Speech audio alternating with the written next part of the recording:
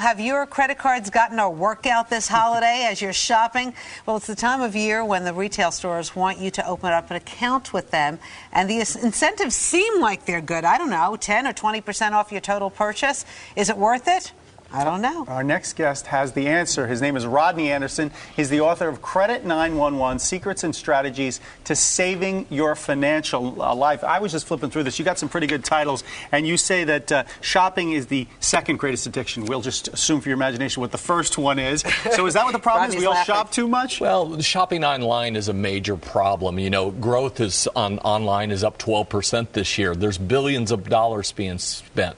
But what happens is we're enticed by peer pressure in a lot of ways, where our friend buys us a $50 gift, and all of a sudden we got to spend $75 on their gift, and it gets us in a mountain of debt. Let me ask you about, you go into these stores now, and they'll offer you a credit card. You know, if you sign up with them, you get 10, 20% off your total purchase.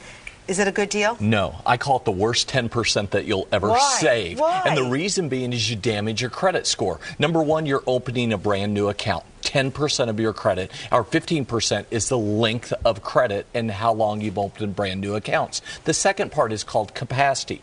30% of your credit rating is called capacity. What that means is you charge $300, they give you a line of credit for $300, you're maxed out, your credit score goes down. The third part, it's called a finance company. Finance companies are considered higher risk, therefore that can also drop your credit score. You have three whammies against you. Now, in terms of whammies, you cover a lot in this book. You talk about bankruptcy, you talk about divorce, and you also say what you should do before you get married. You have 10, give us a couple of warnings you have before you get married, what you should do. Well, the 10 things you must do before you say I do. You have to pull a joint credit report on the person that you're married. Make sure come on. You want to make sure that you're married. Throw the ring back. Right. Come on. Hey, do you go through his 6 months of bank statements to actually make sure that he's not bouncing checks and his paycheck is actually going into the bank?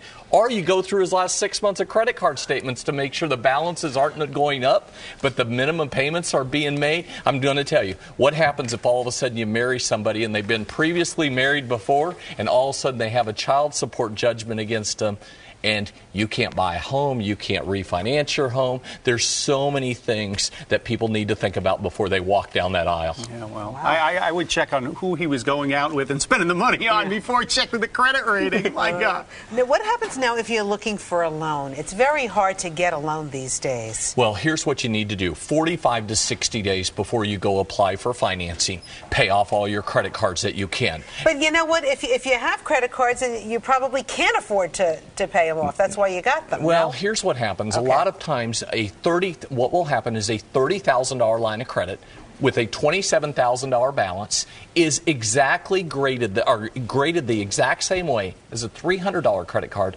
with a $270 balance. What happens is we go to the store, you use your debit card, and the money comes out of your account.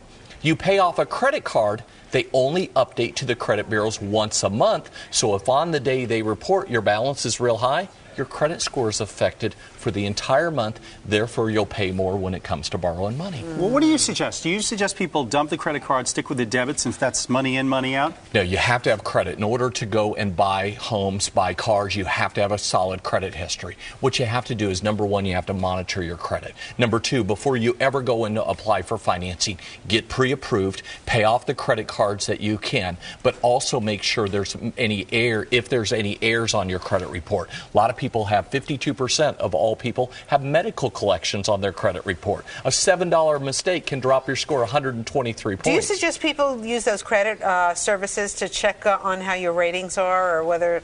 I recommend you always pull your credit report at least 6 months at a time, twice a year, and do go and monitor your credit. Sign up for some of these services, but make sure the services that you're signing up are not rip-offs. Okay, they're reputable. All right, here it is. Credit 911, saving everything on your... There it is, and there it is, too.